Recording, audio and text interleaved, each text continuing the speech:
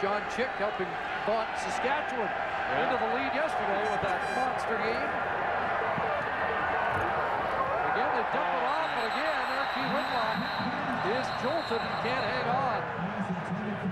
And if there were defensive problems in Calgary, they are not apparent right now. Yeah, and they brought in some help, and they did a little shuffling. And I think this is, again, Malik Jackson who's going to make this play. Whitlock comes out of there on the screen, and he closes in a hurry. It's his man clearly in the play because it tracked him the whole way, but he arrived quickly. 2nd and 10.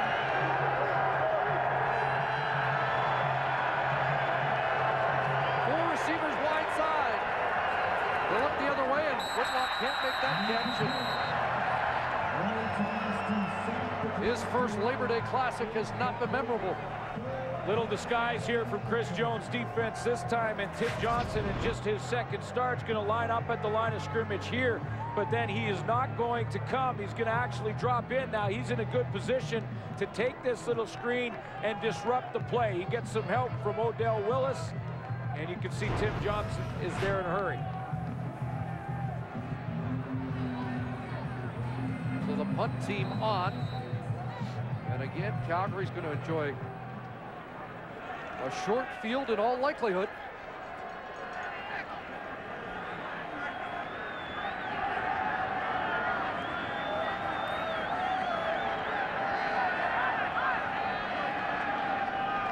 The Eskimos take the clock right down.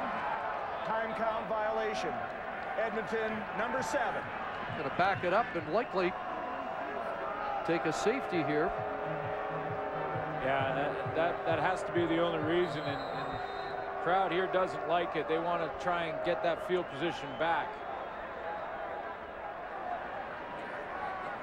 Eskimos will have the win for the final quarter of the game.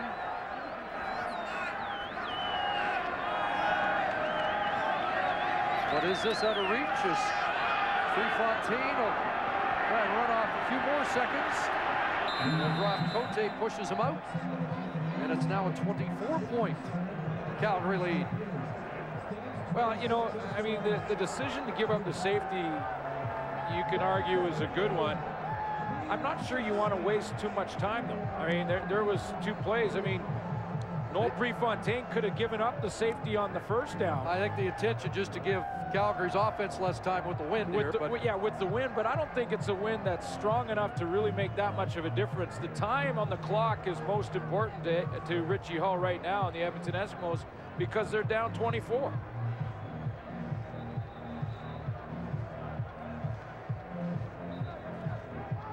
Going into a half, it's a different story, right? Because you come back and it starts again, the kickoff. So just thinking about your story in 1983, Richie Hall's first game. Yes. As a Stampies, I think his first Labor Day Classic's given him the same feeling. The only difference is he's not going to get cut. Well, not a concern this time. Yeah, his team has been down before, but you just get a sense that this Calgary Stampeders football club has a little more jump in their step after 3 quarters.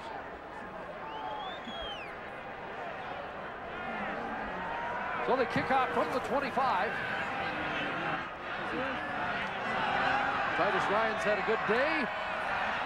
And he ran into one of his own guys there and is dumped at the 38. Well, we've seen a highlight reel touchdown catch here today, and he had a couple of big touchdowns against the Argos. Yes, he did. He was a pair of touchdowns for the Calgary Stampeders.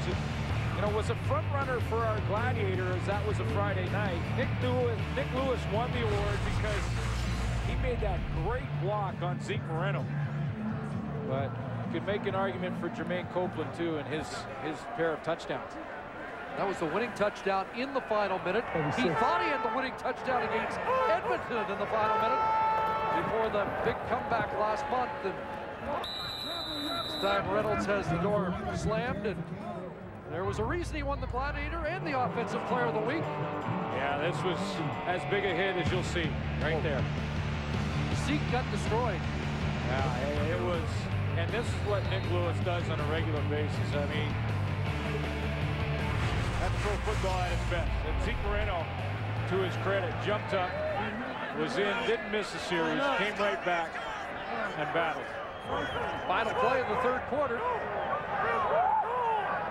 2nd and 8.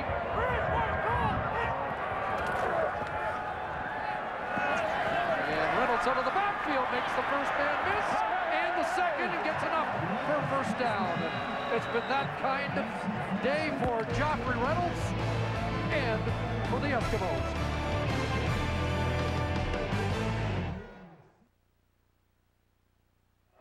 Third quarter stats are brought to you by Tim Hortons. Always fresh, always. Stats have been pretty close, but the Calgary Stampeders are now starting to take control of this game and really did in that third quarter.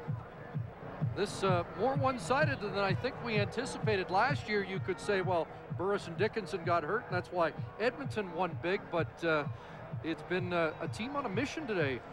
Yeah, it really has. I think the Calgary Stampeders are winning this game in the trenches with their offensive line, number one, 124 yards combined offense for Joffrey Reynolds alone. That's out of the backfield, catching and running the football.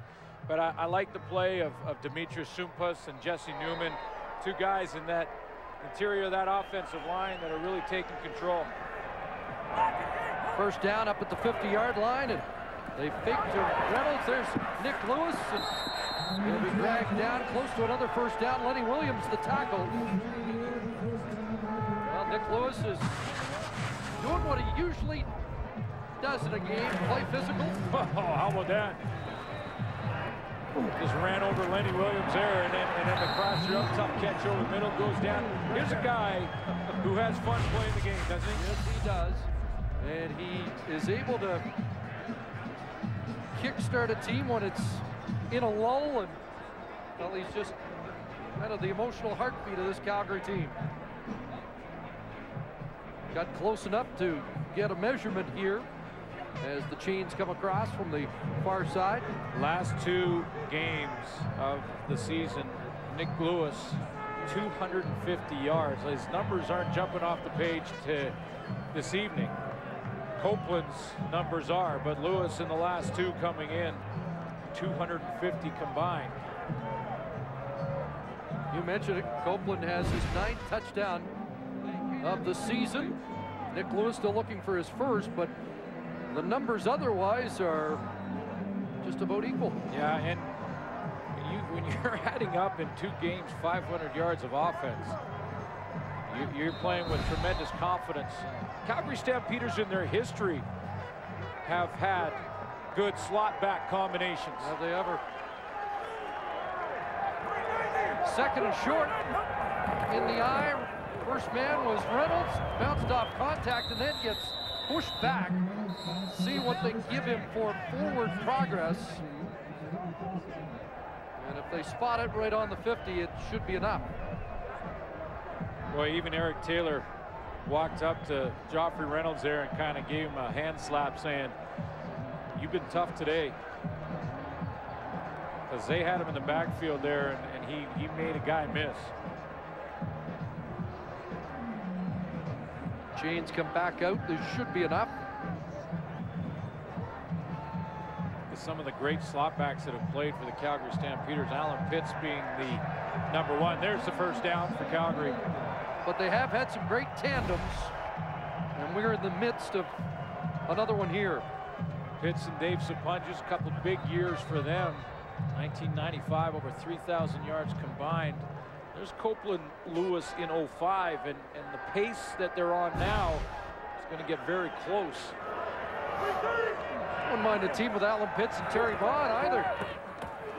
Cornish, another good burst, and they are moving the football against what is looking more and more like a demoralized Edmonton defense. Well, the big improvement right here for John Hufnagel's squad has been their offensive line's been very good here this evening. George Cortez has got a new formation that he's been working. Joffrey Reynolds and John Cornish, and big boys up front are doing their jobs. 2nd and 3. And there's a completion. Copeland taken right down by Kelly Malvo, but it should be a first down. And here's a guy who, you know, it's interesting. It often seems that he doesn't get the credit that he deserves. And when I say that, everyone was talking to him about losing last year in Labor Day, and he kind of reminded people, well, I was hurt. You got to remember that, and didn't play the game. And he read headlines after week 7 that, you know, he lost a game after throwing for just shy of 500. Here's Reynolds. Another burst. Flags flying. There's one in the offensive backfield, one in the defensive backfield, and it negates an 18-yard romp.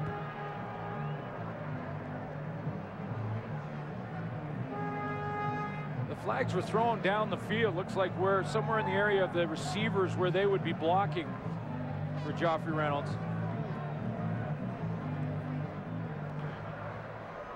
Holding. Calgary number 80. 10-yard penalty. Repeat. First down.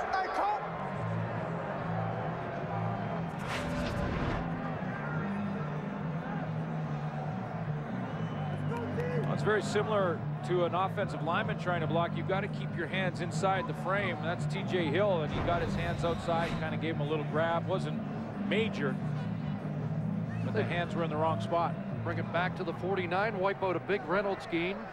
Interestingly enough, Joffrey Reynolds, his lowest average against any team in the league is against the Eskimos. Came in averaging just over 63 yards a start, 78 already in this game. That pass sailing too far for Brent Ralph. Well, it's been a big day for Henry Burris, who continues to look for respect.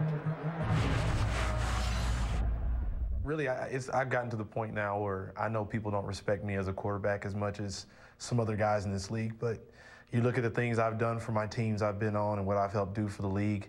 I know I've done just as much as any other guy in this league. And, you know, media people won't respect what I do on the field, then, hey,